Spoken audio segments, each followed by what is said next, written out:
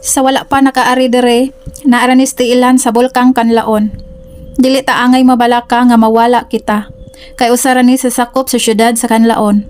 Sa wala pa kaadto dire, sa maanindot na lugar, pwede natong adtuon og tultulo nato kini. Kini mao ang barangay Bukalan, sakop sa syudad sa Kanlaon. O kini atong hinahinayan og baklay paingon sa gabukal na tubig.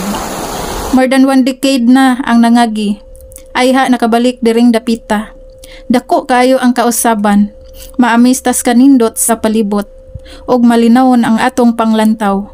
Og sa dihang naabot na, pwede ka itang maglipay, mukatawa, mupahuway sa makadali. Magmuni-muni sa isig kapalibot.